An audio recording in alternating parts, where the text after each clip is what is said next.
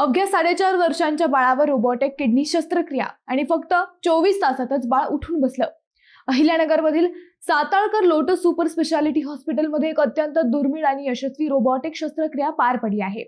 महाराष्ट्रातील पहिली आणि भारतातील दुसरी अशी रोबोटिक किडनी शस्त्रक्रिया 4.5 वर्षांच्या चिमुकल्यावर करण्यात आली। ही शस्त्रक्रिया अत्याधुनिक SSI मंत्रा 3.0 रोबोटिक सिस्टमच्या मदतीने करण्यात आली।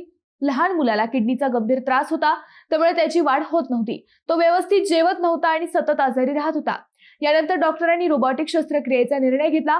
याबाबत डॉक्टर हर्षवर्धन तन्वर यांनी बोलताना सांगितले की अवघ्या 3% ह्या शस्त्रक्रियेनंतर बाळाला कोणतीही मोठी इजा झाली नाही आणि अवघ्या 24 तासात बाळ उठून बसले।